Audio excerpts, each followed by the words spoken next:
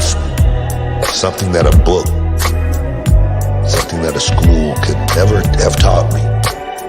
Life taught me. I wake up 5:30, thank God I'm still alive. Start seeing flashing lights, I guess it's time to shine. It's time to start my day. First thing I do is pray. He says you make a way, just know you'll be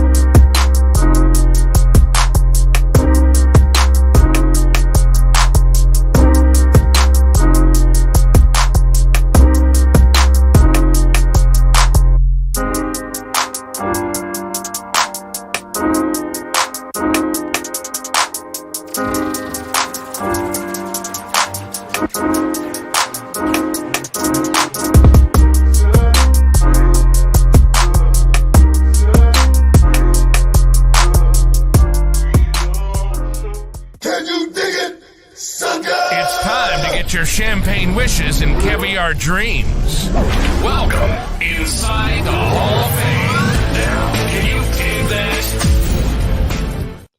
Welcome inside the Hall of Fame. I'm Booker T, 6-time world champ, 2-time Hall of Famer. Got my man Brad Gilmore here with me.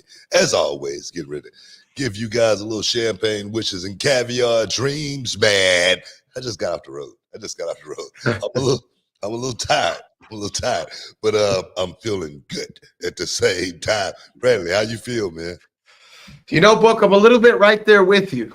We had a big reality wrestling show on Saturday, and my voice went out then, and I think I might got a cold or something. But you know what? We couldn't miss the Hall of Fame again.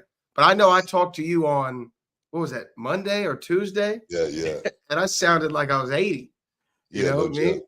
Yeah, I sounded like, someone running for president. Yeah, Grandpa Bradley Gilmore. Yeah, definitely, man. I woke up this morning myself, man, feeling a little cough and whatnot, man. I don't know if there's something going around, but been in and out of the airports, and I see everybody's beginning to get masked up again in the airports. Oh, yeah? I don't know if you noticed that, man, but a lot of the employees, everybody's masked up, and I don't know if a new strain is out there what right now, because I haven't been keeping up with it or anything like that. But I'm fighting through it, man. I feel good. I'm gonna hit the gym as soon as I finish up here. I'm doing this 30-day ab workout right now. I'm on day 7, and the abs are looking real tight. Right now. The legs are real sore. Everything's sore. But that's a good thing. When you're sore, that tells you that everything's working. Everything's working properly. So yeah, they're working.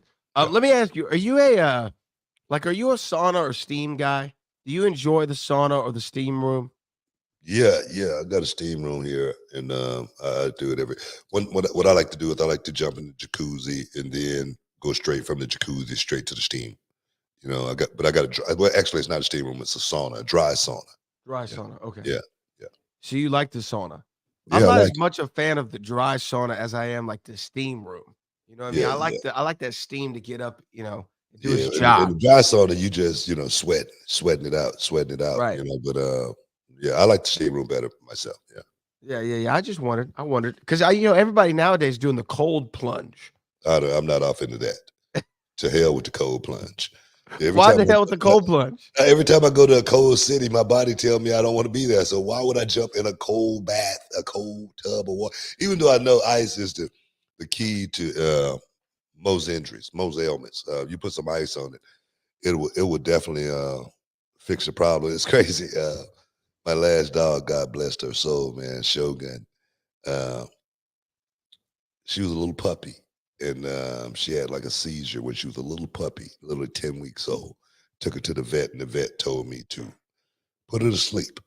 Said she's not going to live more than a year having these seizures. And I just couldn't do it because I had a child that I had just put down, my child. And it was so hard for me to think about putting another one down. So I said, screw that. I took her home and I put an ice bag on her head, right? And she laid there with that ice bag on her head for about 2 hours straight. And boom, she kicked out of it. More to that story is, you can't listen to people because they truly don't know everything, especially these doctors. I give them props. They are very, very smart. But my Shogun lived to be 14 years old. 14 years old, raised my kids. Mm-hmm. And so I truly believe in Ice, man. I really do. Ice is truly a miracle worker. And I know you know this story, but I think of Shogun all the time because, one time Shogun jumped on me and I pulled my arm away, because she would jump on you when you say hi, right? When you walk through the door, and I pulled my arm away and, her claw scratched me just a little bit. And I still got that scar on my arm from Yeah, Shogun. So I think of it yeah, all the time. And sometimes yeah. I tell people, like, yeah, man, I'm a Shogun. I went through, I battled a warrior. You know Yeah, what I mean? I battled a warrior. Like it's yeah, old school yeah, Japan. But yeah. yeah, you are right. And you know what? Vets go to the hey, we can put it down too quick. Oh man, They go It- straight to you it. know what? Because that's a nice little grip. Right. That's a nice little grip. You know what I mean? To put a dog down, it's about $2,000. I'm sure euthanasia is not cheap. Yeah, it's Yeah. like $2,000. You know what I mean? And they are ready, willing, and able to do it. With Shogun, they kept her in overnight. You know what I mean? Even though I think it was time for her. They did everything they possibly could for her, but Mhm. they are real quick as far as saying, "Hey, let's get it done." Yeah. Yeah. But other than that, we had a great reality wrestling show. The road games are going down this weekend. We got May the 11th coming up as well, which we're going to be announcing some surprises for. I mean, a lot going on in the news. Where do you want to start today, BT? AEW. AEW. Yeah, Yeah. man. AEW. I mean, the footage. I mean, everybody want to talk about the footage, man. With CM Punk and Jack Perry. I mean, everybody's been talking about it. We're the only ones who haven't really expounded upon the situation between Punk and Perry. So I think that's something that we definitely got to delve into because they said they were going to do it. They did. I was very, very skeptical. I was like, "There's no way they're going to show that footage," and boom, lo and behold, Tony Khan said we're going to do it. I heard it was, against a lot of talent saying, "Hey, man, maybe we should do this," but Tony Khan said, "No, I'm making a decision. We're gonna roll it." I don't know, man. It definitely was not a good look for AEW, but they did get a bump out of the situation. They did get a bump. Little bump. Yeah, a little bump. I know that show starting out, they had close to 1 million. They didn't crack it. Then by the end of the show, it was way down, of course. But I don't know. What do you think the footage did for AEW? The company AEW going forward. I mean, it didn't do anything for their ratings going forward. In my opinion, I don't think it sold one extra pay-per-view for their pay-per-view this weekend. I believe it is this weekend. You know what? I didn't even know about the pay-per-view. See, there you go. What's the name? What's the name of the pay-per-view? It's Dynasty, AEW Oh, Dynasty. okay. I've seen the Dynasty, but I didn't know what that was. I thought they was talking about the show Dynasty that used to come on back in the day. You would think about Foresight. You would think about that. Booker loves some Dallas, some Dynasty. You know what I mean? Any of those kind of shows. You know what I mean? Oh, The Bold and the Beautiful is going to be the next AEW pay-per-view. Oh, No. that's what I'm saying. That's what I'm saying. You know what I mean? Forbidden Door. We got all these freaking things. But as far as the footage, I don't think it sold one extra pay-per-view. And if anything, in my mind, like, look, do I think people are like, oh, was it what happened isn't justifiable or excusable? Sure. I mean, you could definitely have that argument, and I don't disagree with it. However, it went down just like Punk said. So if the idea was to embarrass CM Punk in some way, it did. I saw a split screen of him telling the story, and then they show the footage at the same time. And like everything he says, for the most part, happens beat for beat. Just like he said. Now we can't hear the audio, right? We can't hear the audio, but he definitely walks up to Jack, like he says. He and Jack get into a little verbal back and forth. You can see that in the footage. And then he says, like Chael said, you can't let him get too close. And so he grabs Jack, has him choked out, or is holding him a guillotine, whatever you want to describe it. Samoa Joe comes over, breaks it up, and then CM Punk lunges towards Tony Khan and, says some choice words for him before he's walked out by Malachi Black. I mean, I don't know. And I don't know if you saw this, but in the recap of AEW Dynamite from last week, Forbes.com, they do a weekly recap of the show. I don't know if you saw this. And in the match order, they put CM Punk defeated Jack Perry as one of the results from the show. Man. You know what? One thing I was reading one article, and the article said that this video proved that CM Punk was the aggressor in this situation. All right. Maybe that was what they were trying to get out there. Maybe they want the world to know that Jack Perry wasn't the one that really started this thing, and maybe we can bring Jack Perry back now because we did show the video to take some of the steam off Jack Perry trying to make a return back to AEW. Maybe that was it. Well, yeah, okay. Hey, kid, we got good news for you. We're gonna bring you back to TV. Oh yeah, how you gonna do that? Well, like one of the big names on WWE, we're gonna show him choking you out, and you doing nothing about it. And then we're gonna bring you back to TV. You'll be a big baby face. Look, man, I'm just saying. I'm just saying. It puts Jack Perry in a position where he wasn't the bad guy. As far as, look, man, I didn't start this. Okay, there's a lot of people putting a lot of heat on Jack Perry right now. A lot of people saying Jack Perry, he's calling himself the scapegoat, of course, but a lot of people really think, maybe Jack Perry got raw end of the stick on this thing. I don't know. I don't think that video helped, Jack Perry coming back. I don't think that did anything for Jack Perry, ego or anything like that. Them showing that footage right there, because like you say, it was exactly like Punk said. Punk said he, pushed him, face locked him, whatnot. But the thing is, nothing really happened. Nothing happened. I mean, that was all of about 10 seconds. Oh yeah, the skirmish. Yeah. Maybe 10 seconds. I mean, can I ask you something? And because look, there's a debate on if it was a fireable offense or not. I can definitely see why you say, look, two people getting into it. You started it. You can't do that at the workplace. You're gone. Now, it is wrestling, and I don't know if that makes it different. We got to take a break. We'll come back and talk about this. Stick around, guys. You're in the Hall of Fame. We'll be back in a minute. Can you dig it, sucker? And this episode is sponsored by Blue Chew. Guys, let's talk about it. Let's talk about sex. Hey, you remember when you was always ready to go? I'm talking about strapping the rocket on it, man. Going straight to the moon. I'm talking about getting it done. If you want that extra confidence, I got something for you. Listen up.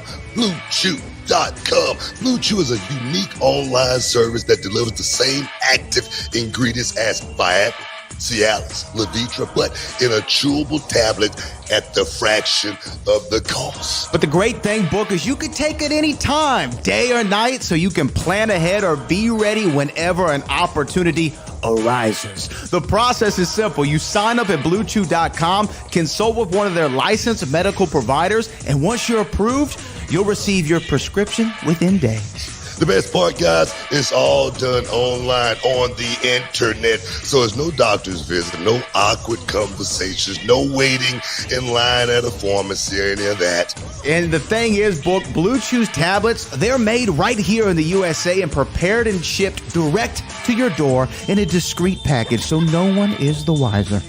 Let's just get it out there, guys. Blue Chew wants to help you have better sex. Discover your options at BlueChew.com. It's like this. Chew it and do it.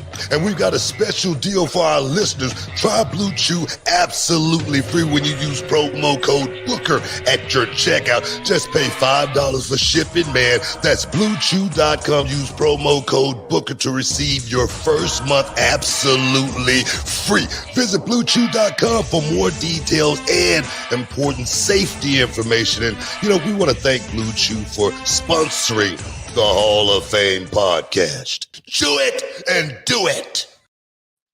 Welcome back inside the Hall of Fame. We're talking about the CM Punk Jack Perry kerfuffle. Let's just say that. Yeah. Because it really wasn't a fight. The question was it a fireable offense as far as CM Punk Jack Perry, perhaps what CM Punk did to Jack Perry. Me personally, I don't think that was a fireable offense. I don't know what has been going on, behind the scenes with CM Punk and Tony Khan or anything like that for Tony Khan to make a decision like that off of what we saw, because that did not seem like it was anything other than the boys getting into it. I've gotten into it with guys on the roster before many, many times. And normally, after it happens, they will bring us in and say, guys, either we're going to get along or somebody's going to have to get along. You know what I mean? One of the two. And we shake hands and we, get back to work. Every time I've gotten into it with someone, I've known that I was perhaps, as potentially that we was going to have to work against each other at some point in time, or even have to tag with each other. And for me, it's always been, all right, I mean, I may not like the guy, but we can still do business together. Yeah, I mean, I thought of honestly, I thought of you when I saw the footage a couple more times, because you've said this same thing before, not just about yourself, but you've said you've seen guys get into it. I mean, and we've heard the stories, whether it be Jericho and Goldberg one time getting into it, or even Jericho even said he ran up on Brock one time. I mean, this stuff that Jericho said publicly, so I think it's okay to share. And there's nothing probably more than a conversation after that, because at the end of the day, I'm not saying it's excusable, but hell, man, like we see sometimes in the UFC, they actually fight backstage. Like, you remember when, who was it? Jorge Masvidal and Leon Edwards ran up on each other backstage, or I think it was those guys. Yeah, that's what it was. Yeah, it's a ego-driven, testosterone-fueled sport that at times, tensions and emotions boil over into a physical reaction, and it's not anything that describes a person to say, oh man, you know what, this guy's a loose cannon and we can't have him around. Well, just think about it. Maybe remember the press scrum. Yeah. And all of this happened after that. Maybe Tony was but maybe still leery from the press conference, but because a lot of people said that Tony should have done something perhaps that day at the press conference, even perhaps shutting it down and saying, look, this press conference is over. I think maybe that may have had a part in, Tony saying, man, I got to do something. I got to do something. I got to do it now in order to save face. Maybe felt like he had to do something to feel like he was in control, to feel like he was the boss of that company. And maybe that was it. No, because he didn't make the decision. The AEW disciplinary board or whatever made the decision, right? He said, I'm taking their recommendation. Yeah, but he had to sign off on it. He had to sign off. Yeah. So he took the recommendation of somebody else. Yeah. He didn't make the decision. But my point is, recommendation of who though? Who's the disciplinary board, which we found out is, I think, 2 attorneys and Bryan Danielson. From what was put out there. Yeah. That's who it was. Now look, again, in the press conference, I felt bad for Tony, because look, this is the first time something like this is happening when he's running a professional wrestling show, and he didn't know how to react. It's easy for us to say, well, he should have done something in the moment. I mean, I would like to think that I would do something in the moment, but I don't know that until I'm in that situation. So I'm going to shoot him a little bit of bail on that side. However, moving forward, he fumbled the football in so many ways by not making these, like you said, when a scuffle happened, y'all were brought into a room and said, you either get along or you get along, right? Like, you don't have any options unless you want to get up out of here. Tony should have, and the AEW leadership team should have set all these guys in a room and said, look, let's hash this out. Because to me, Punk patching things up with WWE tells me, look, he'll do what's right to make some money, to draw a house. Oh yeah. You know what I mean? He's one of the boys. Business. And to me, there was so much money in a CM Punk versus Young Bucks feud, or a CM Punk versus Kenny Omega feud coming off of All Out. And when AEW always loves to lean into these backstage incidents on their television or internet rumors on their TV, that was one that could have really drawn a serious house for that company. Can you imagine, Kenny Omega versus CM Punk for the title at Double or Nothing. Like we're talking money now. So that's where I think he failed more than anything in this situation. And then the Punk Jack Perry thing, I still think there was zero benefit in airing it on television. You didn't sell one more pay-per-view. Not one. You got people to talk about the show, but not in a good way. In a way saying, God, man, they could be so great, but they do these dumb things. Like in the very next segment, a guy who I really like as a performer, Will Ospreay, wants to cut this silly, stupid promo about the WWE and Triple H. I'm like, hey, does no one at AEW realize y'all have your own stuff? You have your own stuff, right? You have your own universe. Operate within those boundaries. You know what I mean? Yeah. You don't hear the term WWE or NXT or reality of wrestling, and there's a WWE or NXT star in the ring. Yeah. Know what they do it with Roman Reigns. I mean, we don't make reference to the other show because that's not our world. This is our television show. Well, I think it was a big. I agree with you. I agree with you 100% on that. I think it was a big mistake after the press scrum. They pretty much, take those guys totally away from each other and give CM Punk his own show, like that was going to fix the problem. Like these guys aren't still working in the same company, like the animosity aren't still there, like the beef is not still, simmering. You know what I mean? I don't think that. I think that may have, made the problem even worse because CM Punk was taking off the biggest show that they have, which was Dynamite, and put on the Saturday night show, which was nobody really was watching. And then you was expecting CM Punk to actually, draw all the numbers for that show. If the number was bad, who was going to get the blame for it? Punk. Every time he's not pulling his load. So I think that was a bad situation, putting Punk in that situation to where everything fell on him as far as that show on Saturday. Collision, right? Collision. If everything on that show went through CM Punk, me personally, I wouldn't want to be in that position. I would not want to be in that position where the rating, everything was all on me. I just would not want to be in that position. It's a lose. I mean, there was no situation in Punk would win in that perspective, in my opinion. You know what I mean? So, and then again, it was a bad idea. Airing the footage was a bad idea. Question on that right there. I don't know. Maybe you've heard something about it. On that Collision show, when it was deemed CM Punk's show, was CM Punk writing that show, or was Tony Khan still writing that show? I think Tony was still putting a lot of it together, but CM Punk had some sort of leadership role in as far as the Collision show went. He had a say so. He kind of was I think you could call him maybe an executive producer of the show. Okay. So I'm not sure exactly who was writing it, but I know his influence was on it. See, his being CM Punk's. I mean, as far as I know, because when they let him go, they said, he's been released from his contracts, multiple, with AEW. So it wasn't just as a talent; it was some sort of executive for that show, from my understanding. But but to go back to the footage and AEW, don't you think, Book? I mean, I don't know, man. Don't you think they should just leave WWE alone? Like and stop leaning into the internet BS and just do your show? The stuff with Will Ospreay, he's a young guy. I mean, we've actually had him, I interviewed him. Good dude. He seemed like he's a really, really good dude. Yeah. I don't know if he's just playing into the AEW antics and wanting to get a little piece of the action and, feel like, it's a buzz around my name for, a comment like that. But I think that comment is going to come back to hurt him more than it is going to help him.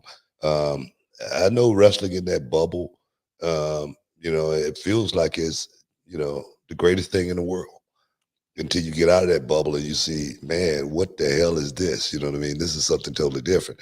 And I say that because when I worked in WCW was huge. WCW was huge, man. We were doing house shows on a weekly basis that had, 20,000 people in them. Seriously. You know what I mean? So I understand, exactly the position that a Will Ospreay is in, making good money too. I was making damn good money, dog, in WCW. But when I came to WWE, it was a totally different ballgame, man. It was a machine, man. It was a machine like I had never seen before. The money that I was guaranteed was, just guaranteed, but the money that I could actually make on top of that was astronomical. So when I look at someone like Will Ospreay, who's probably getting paid a nice grip in AEW, more than one would probably expect, but I'm not talking about today. I'm talking about tomorrow. I'm talking about when this thing's all over with. I'm talking about your legacy and how people are going to really, really look at you and praise you when this thing's all over with. I don't see AEW doing any of that. I don't know as far as, just say for instance, from a merchandise perspective, none of that is really popping from an AEW perspective. I don't know. I could be wrong. But I don't not see to the extent of WWE. Exactly. We got to take a break, guys. Stick around. You're in the Hall of Fame. We'll be back in a minute. And it's Booker T, 6-time world champion, my man Brad Gilmore from Manscaped. The Performance Package 5.0 Ultra is here. And let me tell you, it's got futuristic tendencies included in this bundle, guys. Brand new Lawnmower 5.0 Ultra, the Weed Whacker 2.0 ear and nose and hair trimmer, and essentials aftercare products like the Crop Soother, the Bald Aftershave Lotion, and the Crop Preserver Anti-Chafing Ball Deodorant, and 2 free gifts. Oh, yes! That's right, Book. Their 5th generation lawnmower features 2 interchangeable next-gen skin-safe blade heads, a standard one for taking a little off the top, and a new foil blade to go smooth wherever your heart desires. And did I mention it's waterproof too? Manscaped, they did us a favor, Book. All the listeners of the Hall of Fame, and they threw in 2 free gifts: the Boxers 2.0 and the Shed 2.0 toiletry bag. Resolutions may come and go, but a well-groomed you is here to stay with Manscaped's latest and greatest. Yeah, and start the new year off right, because when you look good, you feel good. Manscaped help you sculpt the best version of yourself for the year ahead. New year and new you, and definitely a new trimmer. Manscaped got your grooming resolutions covered. Guys, get 20% off and free shipping with the code Booker at manscaped.com. That's 20% off with free shipping at manscaped.com. Use the code Booker. Happy New Year to your balls. Welcome back inside the Hall of Fame, y'all. Happy New Year. Hey,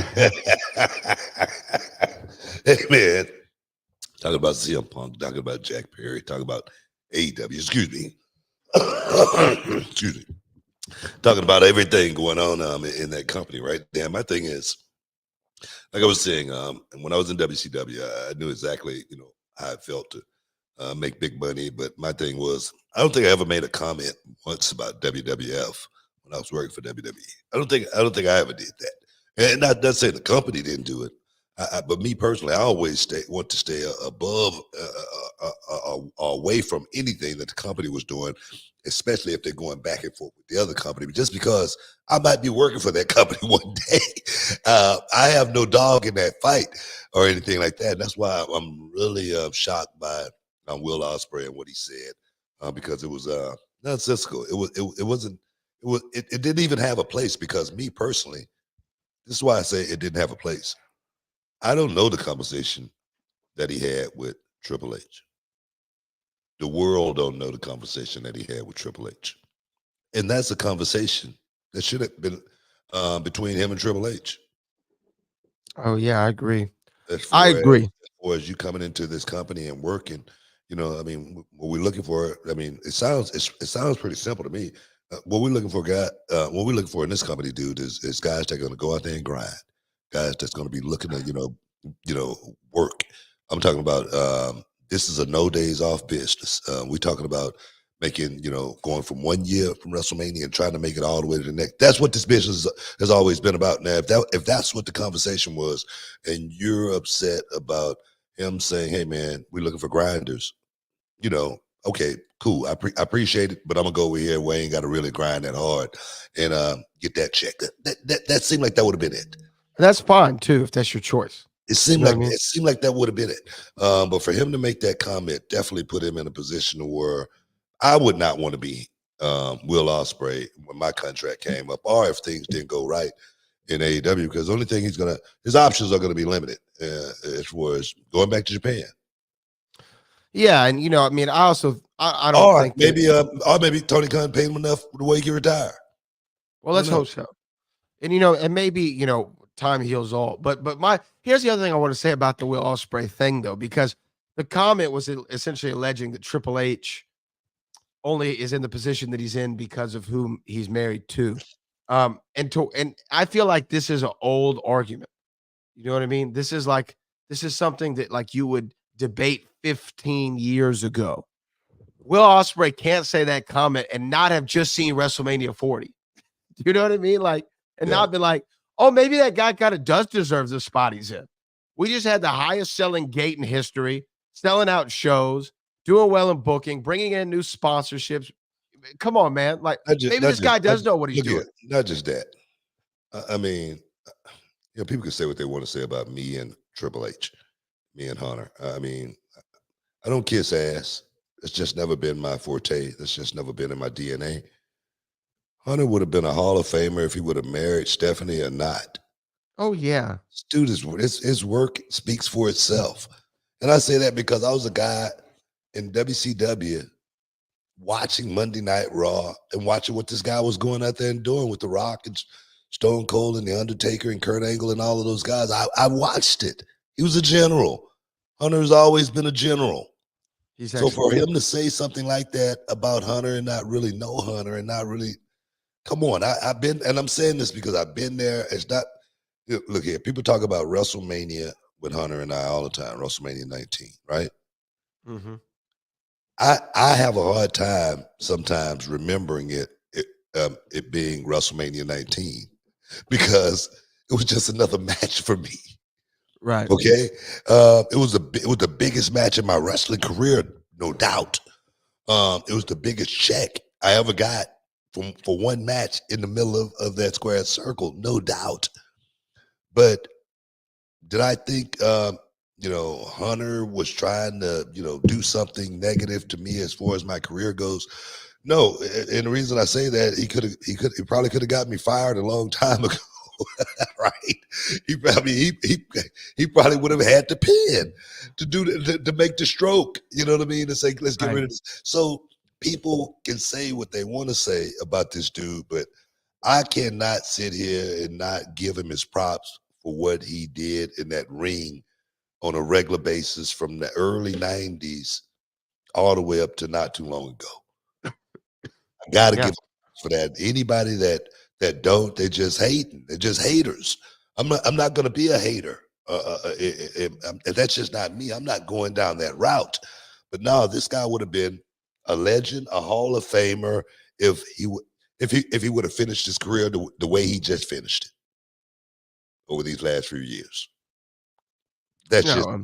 I agree with you. I mean, I can't disagree with one word that you said there. And the thing is, and this is the thing too. Let me keep it real. Let me keep it real. If I'm the boss, I might be in the main event of WrestleMania every year.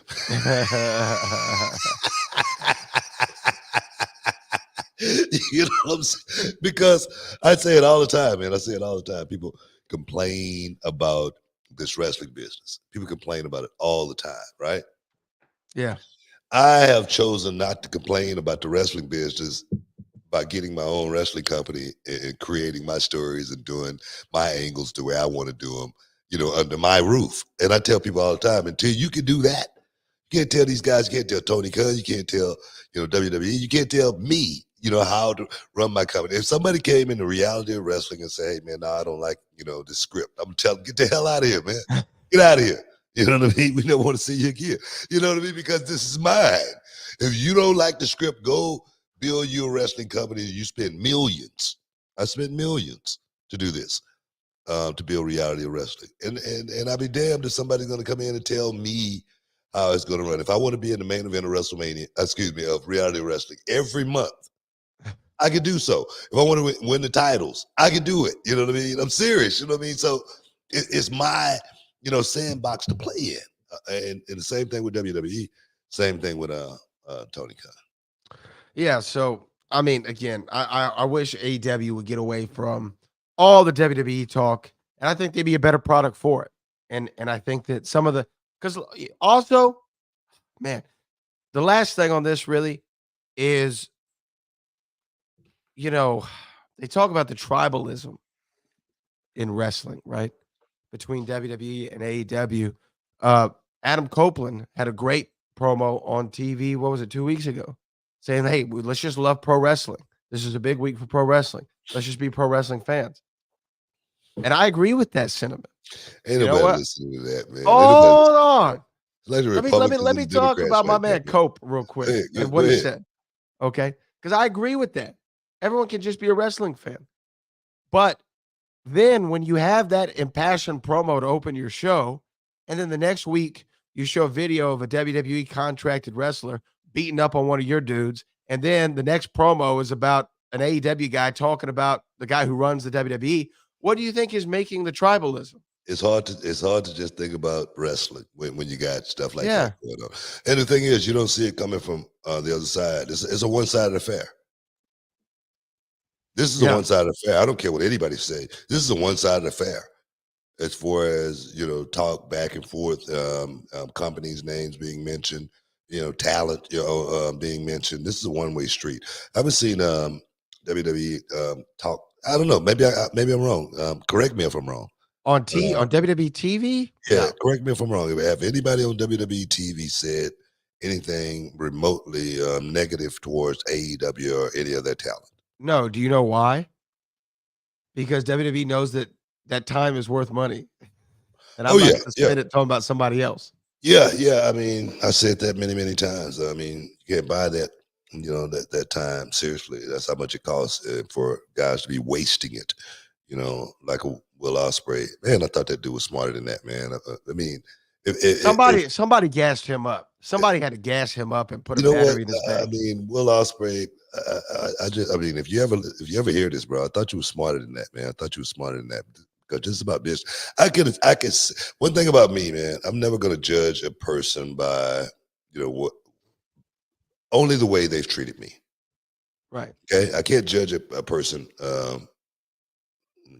any other way other than the way they treat me. And I've heard things, just say about Triple H, from people. And the thing is, when you hear, just say, for instance, when you hear something about Booker T. Oh, Booker T, he's a butthole. Oh man, he's this, he's that. When you hear somebody say that about me, that person had to have been told, man, you better get the hell out of here before something happened to you. That's me talking to him. You know what I mean? I had to have had a run-in or a beef with that person. And there's a few people out there that's going to speak like that about me. But the majority, I was in Pittsburgh doing a autograph signing just last week, man. I stood up for 2 days straight, and everybody in my line had an awesome story. Not one negative person. So I know that's a small majority of people that think like that. So never, judge people by what you've heard. Only the way they've treated you. And I don't know if Triple H and Will Ospreay has had too many interactions. No, I could be wrong. I don't know. I could be wrong, but I can imagine. We got to take a break, man. This show's going quick. Stick around. You're in the Hall of Fame. We'll be back in a minute. Can you dig it, sucker? All right, everyone, it's Booker T and Brad Gilmore here, and we've got something exciting for all you sports, comedy, music, and theater fans out there. We're talking about Game Time, the fastest, easiest way to get your hands on tickets to your favorite events. That's right, Book. We love all those spontaneous, unforgettable moments, and Game Time is here to make them happen. Whether it's a last-minute decision to see a game or a sudden urge to catch a live show, Game Time has got you covered, giving fans access to tickets even at the last minute in over 60 cities across the United States and Canada. Hey guys, this ain't about getting in. This is about getting the best seats in the house. With Game Time, you can see images of your seat before you buy it. So no surprises there, guys. You can score tickets swiftly. Skip the line, guys. Just dive straight into the moment.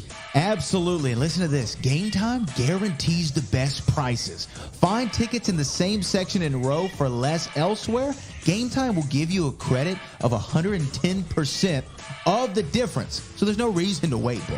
So whether it's the thrill of the game, the laughter of the comedy, the rhythm of the music, or the drama of the theater, guys, don't let the opportunity skip by. Choose Game Time. Grab your tickets and just enjoy the moment. Live should be spontaneous, book. So guys, don't miss out. Check out Game Time now on their app or at gametime.co. That's gametime.co.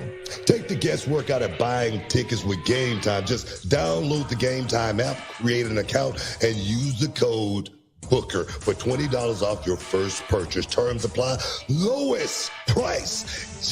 Guaranteed. Oh, yes. Boom. Welcome back inside the Hall of Fame, man. Yeah. Are we ready to put a bow on that, man? Let's put a bow on it. Let's move on. Yeah, you know what I mean? What's going to happen is going to happen, and hopefully there'll be a brighter day for AEW in the near future. I wanted to ask you about Rhea Ripley. Rhea Ripley, man, had to relinquish the championship due to injury. She's going to be out for quite some time. Man, and the injury happened totally unexpected in a backstage fight, pretty much. From what I understand. Yeah. I mean, it's amazing, man. It's not a matter of if injury is going to happen in the business, but when. But you don't expect them to happen in the back. You expect them to happen in the ring. But it's definitely going to be a loss as far as Ripley going down like that, because actually I thought Ripley was just hitting her stride. I thought she was, at that point to where she was about to literally get the rocket and go straight over the moon, seriously. And now something like this happened. But what do you think about that?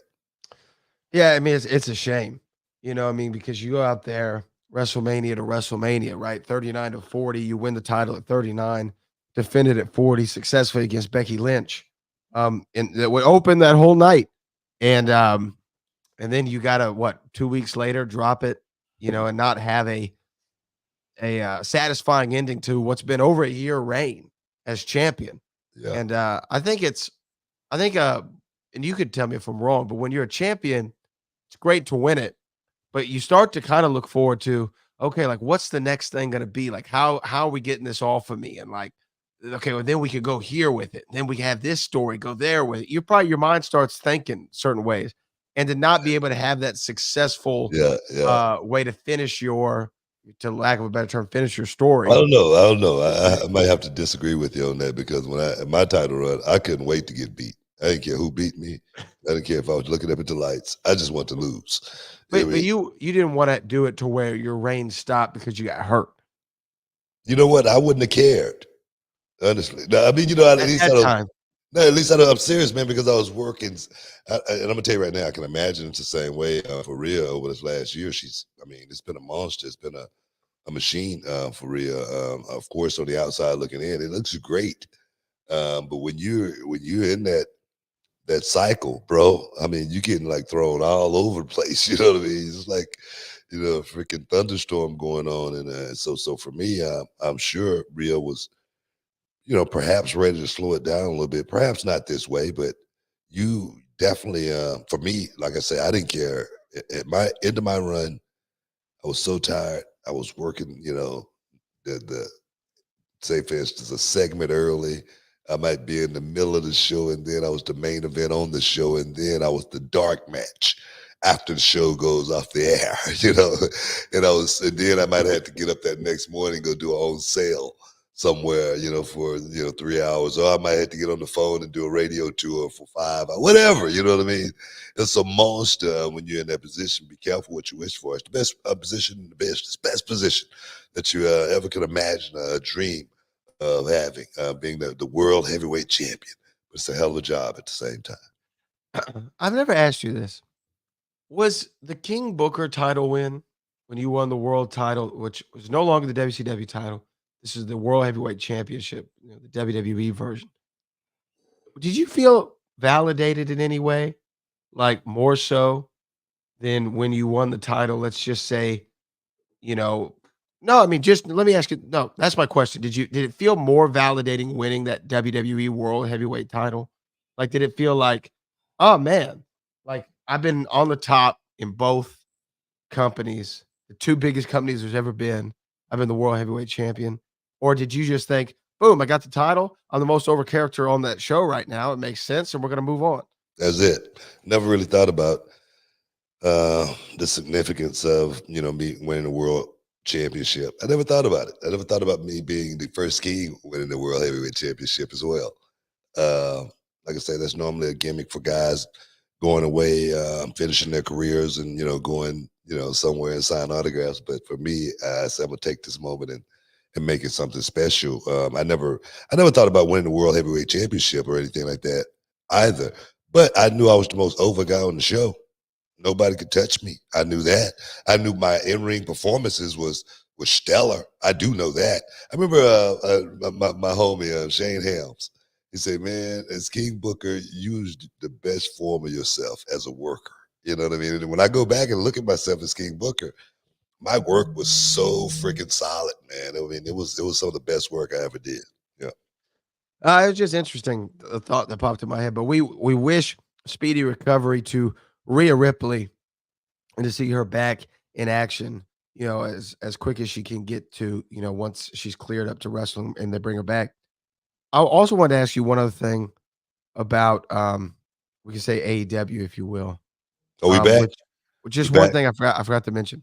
Matt Hardy is now a free agent Mm. from AEW. He's no longer under contract. His contract expired on the 31st, I believe, What?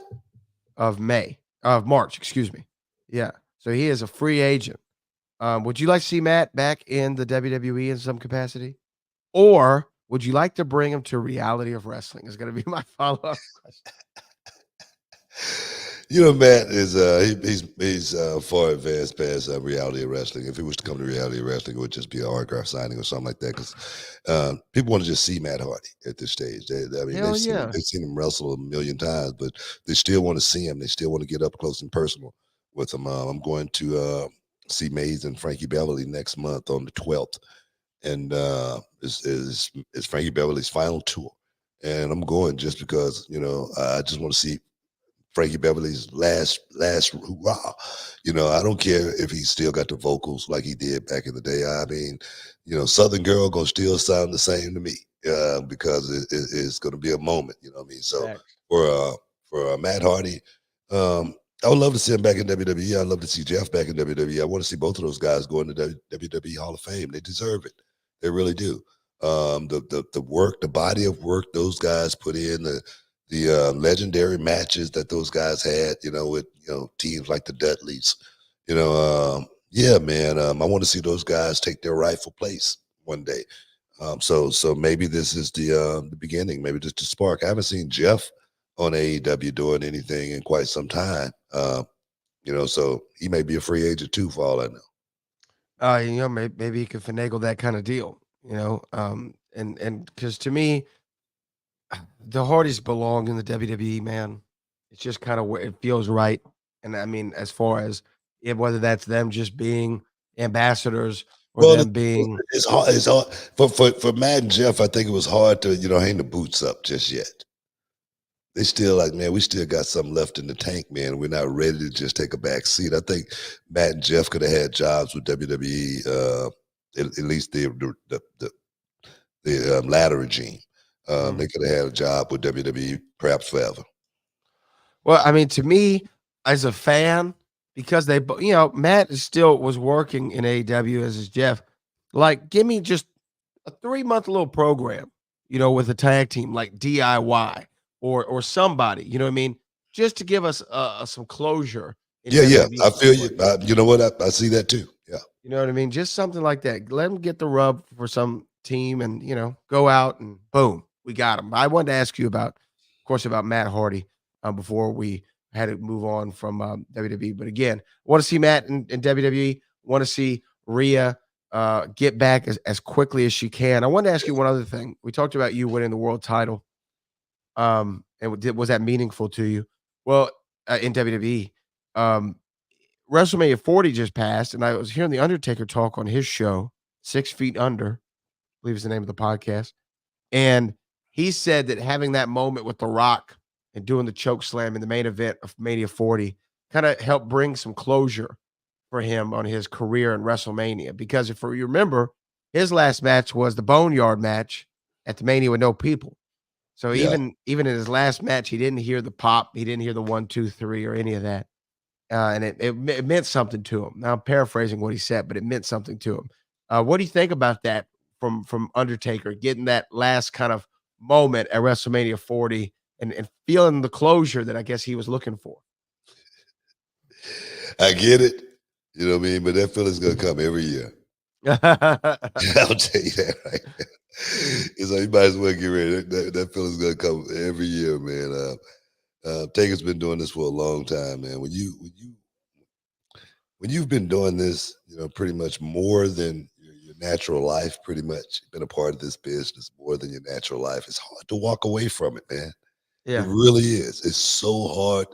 You know, like I said, I look at Matt and Jeff and, you know, Chris Jericho's of the business, you know, Taker's, you know, The Rock. I said, Rock was going to sneak into WrestleMania 40 if he could, if he was walking. He said it, and he did. You know, and that's what the business is, man. We never really retire. Even myself, I'm thinking about having another match at Reality of Wrestling. You know, I've been training. I've been getting myself together in the gym on a regular basis. I'm on the ab workout. 30-day ab workout, and I'm like, man, I can still do this. You know, how you gonna tell a Maine? How you gonna tell a Maine he can't do it no more? You can't do it. You can't. Hey guys, you're in the Hall of Fame. Stick around. We'll be back in a minute. Can you dig it, sucker?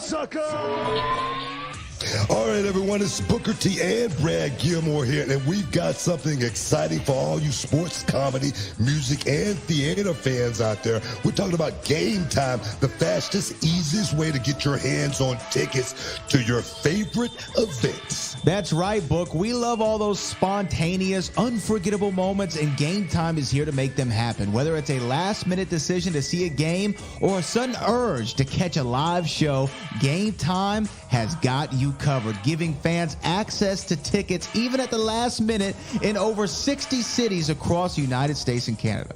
Hey guys, this ain't about getting in. This is about getting the best seats in the house. With Game Time, you can see images of your seat before you buy it. So no surprises there, guys. You can score tickets swiftly. Skip the line, guys. Just dive straight into the moment.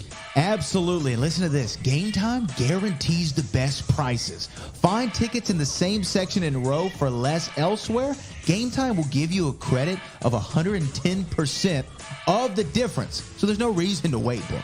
So whether it's the thrill of the game, the laughter of the comedy, the rhythm of the music, or the drama of the theater, guys, don't let the opportunity skip by. Choose Game Time. Grab your tickets and just enjoy the moment. Live should be spontaneous, Book. So guys, don't miss out. Check out Game Time now on their app or at gametime.co. That's gametime.co. Take the guesswork out of buying tickets with Game Time. Just download the Game Time app, create an account, and use the code BOOKER for $20 off your first purchase. Terms apply. Lowest price. Guaranteed. Oh, yes.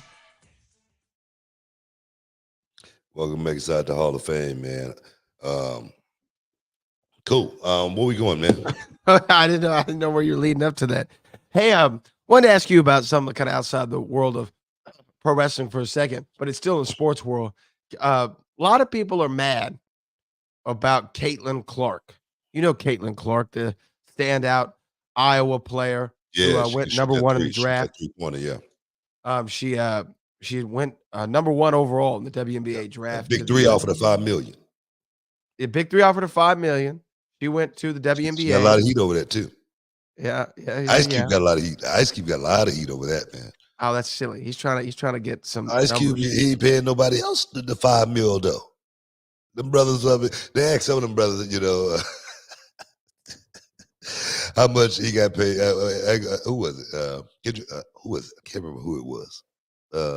But they asked him how much he was getting paid to go do that. He said, man, I was just, you know, getting up off the sofa to go play, man.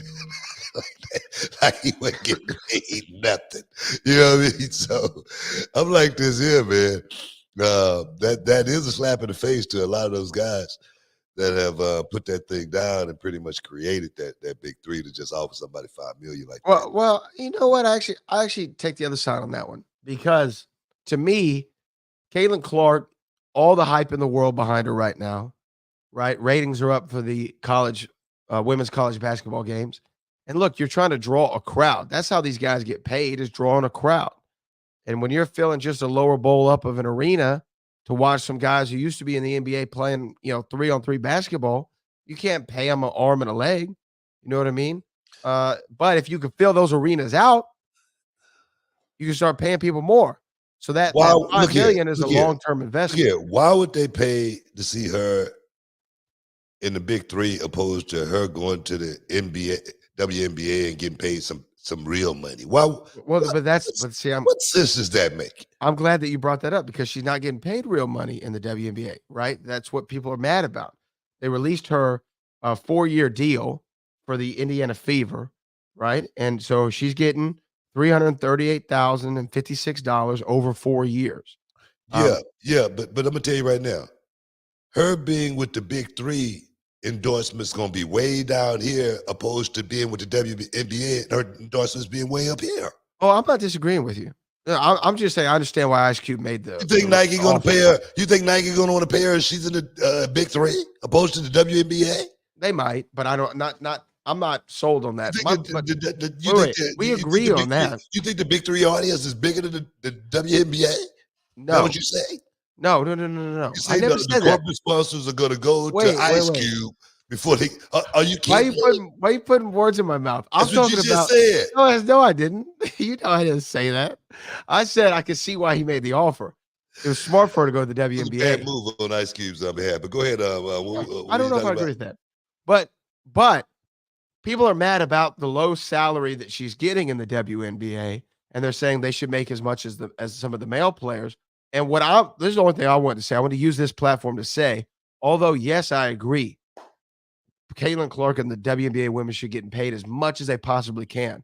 But you do not have an opinion if you did not watch one WNBA game last year or go to one game, right? Like, that's how they make money, off ratings and ticket sales.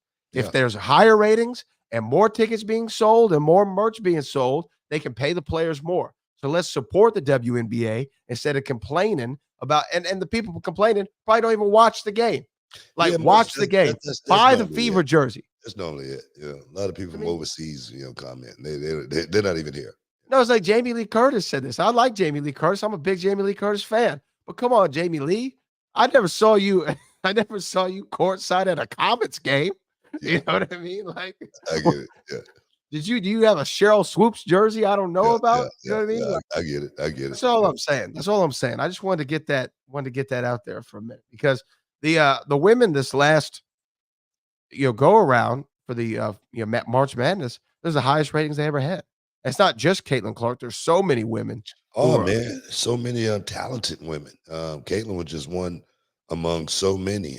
She and the reason and the thing is, spotlight on her should have been on her because she was just that good, so dynamic. I mean, she was like metal lock lemon. She's a baller. That three up there, man. I mean, I don't even know how it went in the way it did so many times, but she's definitely a player. She's definitely worth every dime she gets. Trust me, I'm not knocking anything Caitlin is doing. I think she should be getting as much money as anybody else playing the game. That's how good she is. No, she's dope, man. $5 million was kind of like an insult to me. You know what I mean? In so many ways. I know. I feel what you're saying. I trust me. I feel what you're saying. But just support the WNBA. I wish we had our team back here in the city. You know what I mean? I'd go to a Comets game. Yeah. Swoops, baby. Swoops. Shell Swoops, man. Come on, man. She was bad. She was dope. Yeah. Shell Swoops was dope, man. Yeah. Let me ask you about another thing here, though. UFC 300 went down, right? And that card, in my opinion, you can tell me if I'm wrong, I feel like it lived up to the hype. It delivered, man. The greatest card in UFC history. I don't know, but I'm gonna tell you right now, it delivered from the beginning to the end. the Figueiredo, Garbrandt. That was in the prelims, and Garbrandt had to go to the hospital. He had vertigo. He was throwing up. He had a rough time in there in that matchup, and he looked good. He looked good in the first round. I mean, leg kick was quick, hands was fast, but Figueiredo locked him up in that choke, man, and oh my God, he definitely ate it, man, big time. Yeah. Davison Figueiredo victorious in that and like you said, the prelims. Bobby Green got a win. Jessica Andrade got a win. King Green, give him his props. King Green, yeah. And Bobby's a dynamic character, you know what I mean? And I'm glad that he got a spot on that card. Holly Holmes took an L. Loss too. He was coming off a L, so he needed that. Yeah.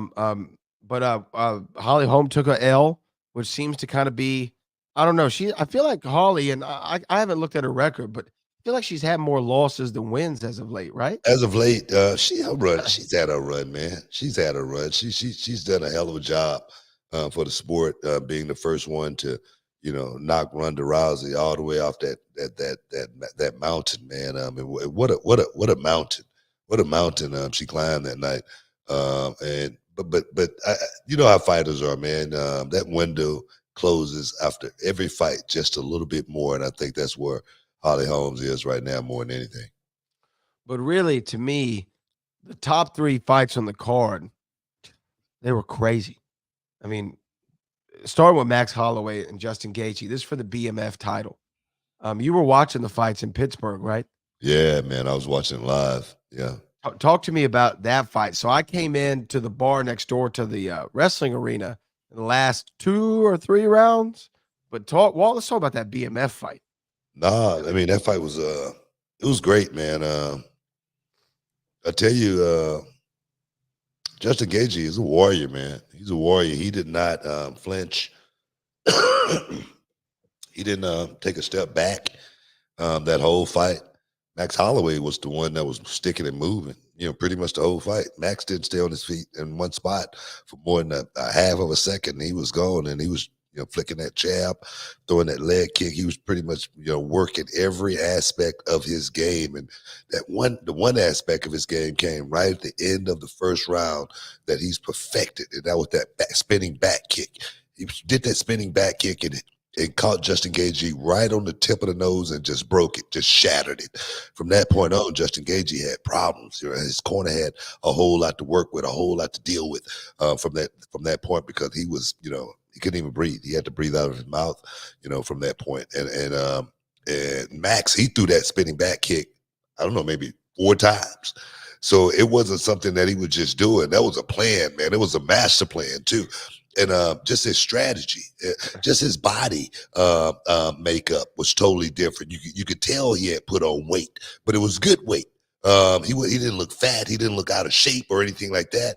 And I tell you, man, Max Bless Holloway is truly that dude, man. The losses to Volkanovski, man, I really feel like those fights could have went either way. I really do. I mean, Max could still be champion right now today. He really could. That's how good of a fighter that dude really is. And he went out there and displayed it on Saturday night. Yeah, but just the way, I agree with you, by the way, on both of those fights with Volkanovski. Could have gone either way. I think definitely the one where he lost the title, I think that he won that fight kind of clearly to me. But the last 10 seconds of this BMF title fight was insane. To say, look, let's do it in the middle. Let's just throw. Now, I don't know if that's a smart strategy. Well, you know what? I don't think it was smart for Justin Gaethje, just because Justin got rocked so many times in that fight. He got hit to where he staggered. He got hit where he went down. So the accumulation of punches over a period of time, I think that's what caught up with Justin Gaethje more than anything. That last shot, oh, that was a beauty. I know we got to take a break, but that last shot, it was a beauty. But I don't think Justin Gaethje should have went nowhere near that firefight, because he was looking for a lucky punch. I get it. But bam, what a way to go down. We got to take a break, guys. Stick around. You're in the Hall of Fame. We'll be back in a minute.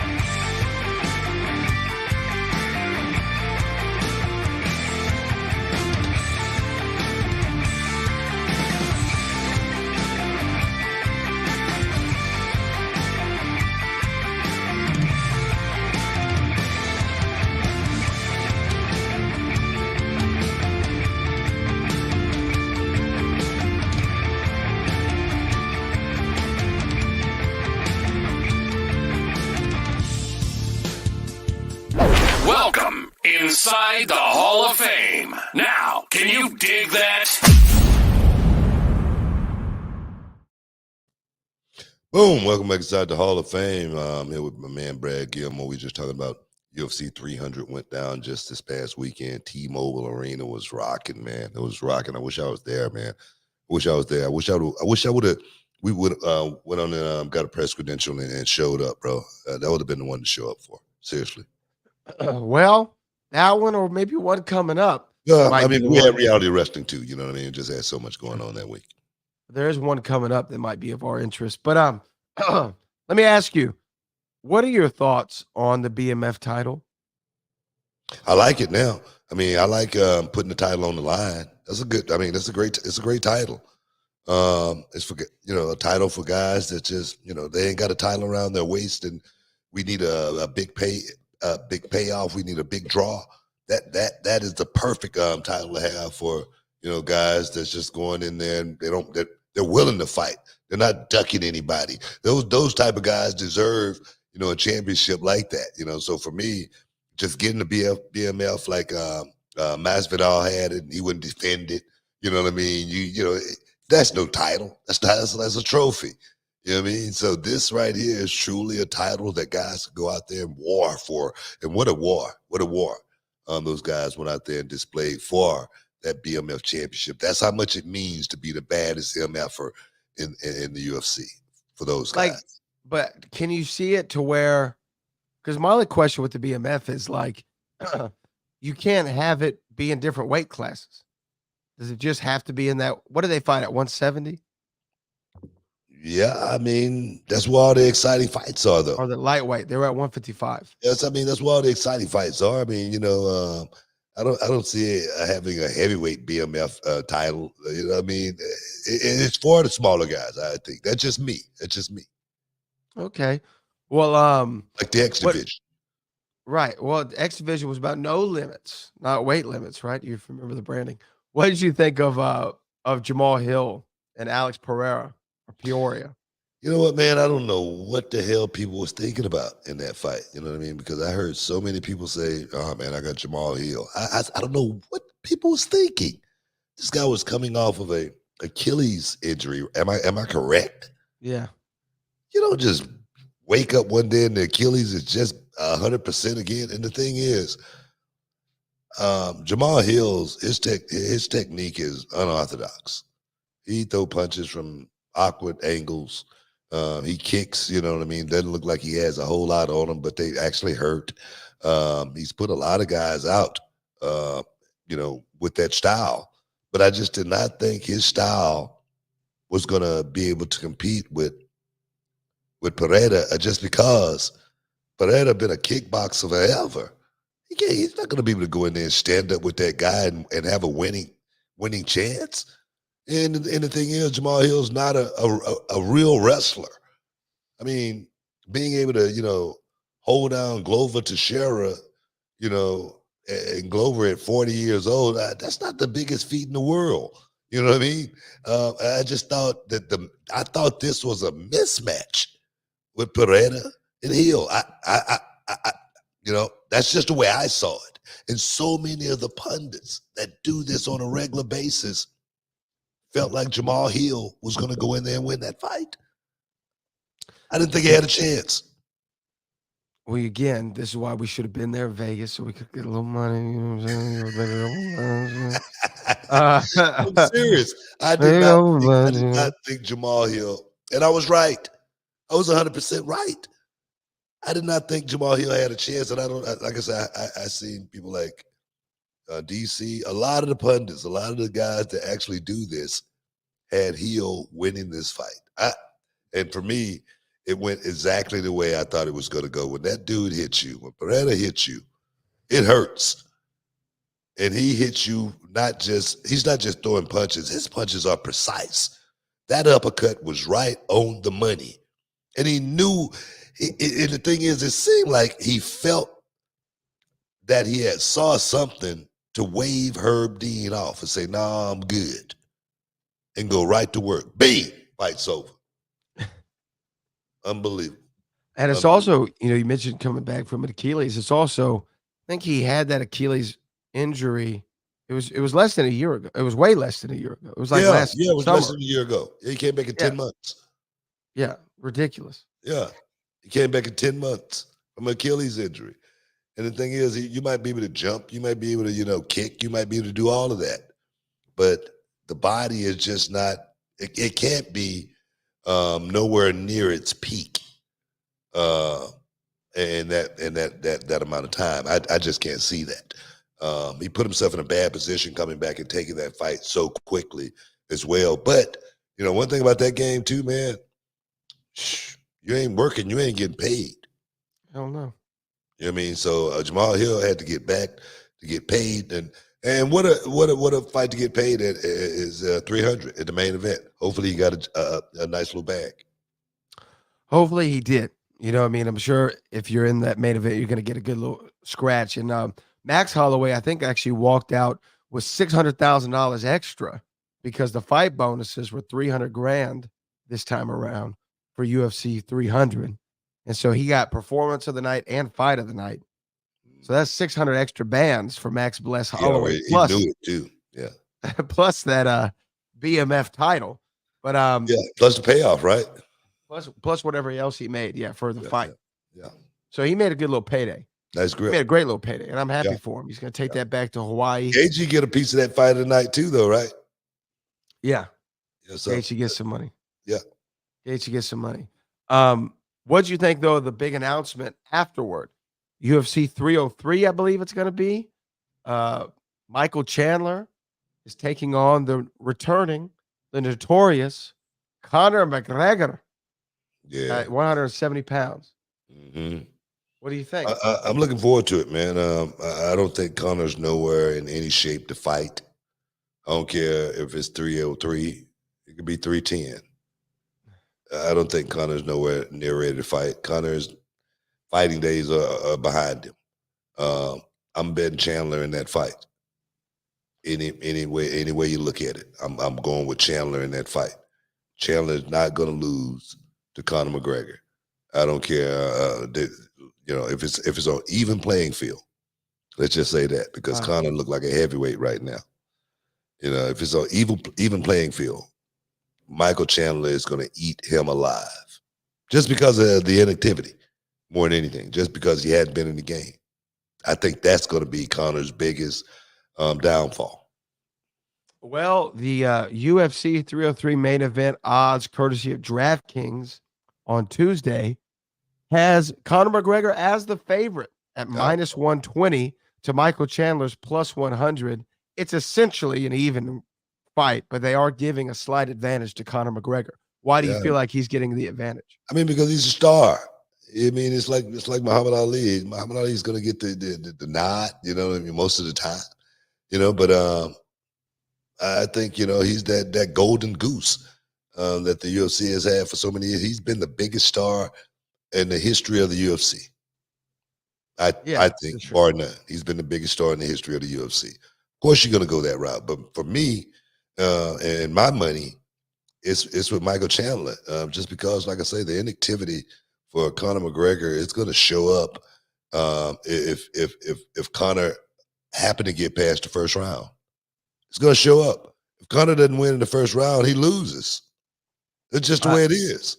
I don't disagree with you. You want to hear what Michael Chandler said about the fight?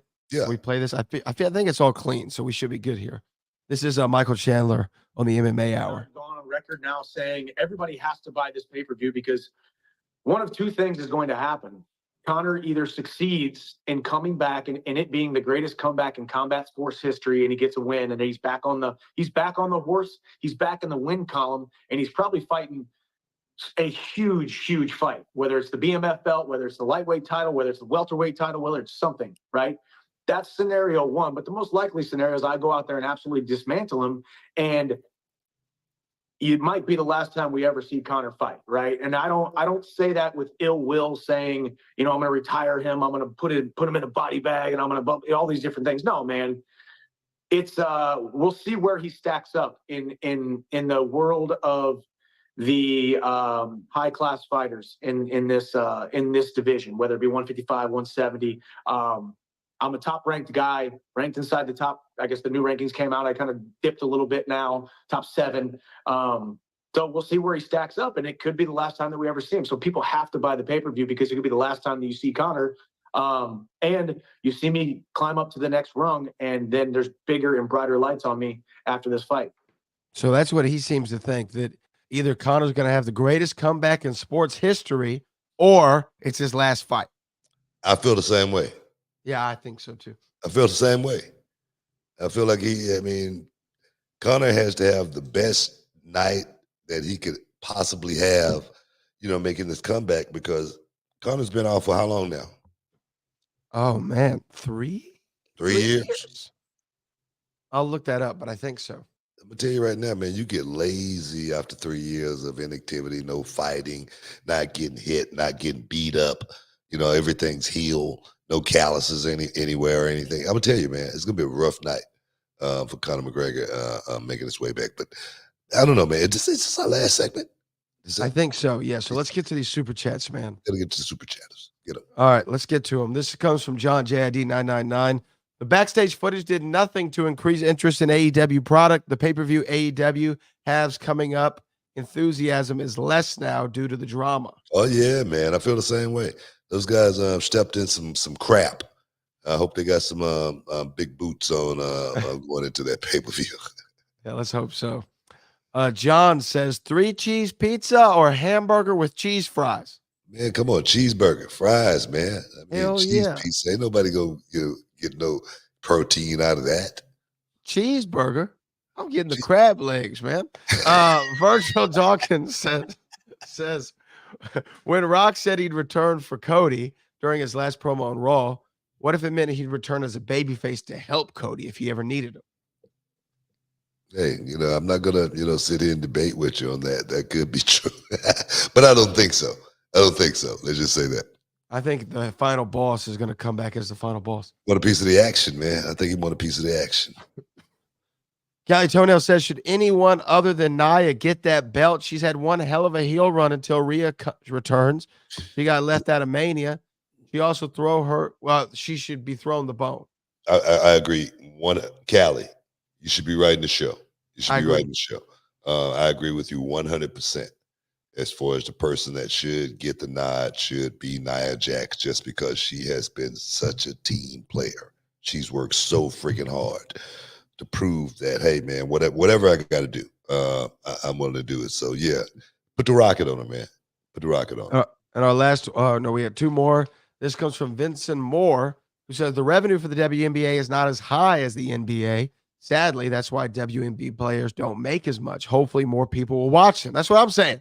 Watch the WNBA, and we can get these women a bigger bag. I agree, 100%. And then our final one comes from Virgil Dawkins. What if WWE keeps him heel forever as the final boss character? WWE has never been more successful. He could have another run like Hollywood Hogan. No, this is some of the best work Rock has ever done, actually. It might be his best run. I'm serious. I mean, this thing has brought television to WWE. It's brought showmanship to WWE. It makes you feel a certain way. And that's what wrestling has always been about. And I'm not surprised, someone like The Rock is back showing the young guys how it's supposed to be done. I really feel like guys like Drew McIntyre is going to, add so much to their game, being able to freelance and watch the guy go out there and freelance and say, okay, that's the way I'm supposed to do it. Okay, I got it. Once that happens, man, it's like a light bulb moment. It's like seeing clear. The clouds just open. So for me, I'm serious with what The Rock is doing right now is definitely benefiting every guy and girl on that roster to understand how to really be in the moment and make it as real as you possibly can make it. Oh, I love it, man.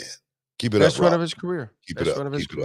We got to get out of here, man. Thank everybody for stepping inside the Hall of Fame today, getting your champagne, which is caviar dreams, all that, man. But road games going down this weekend, guys.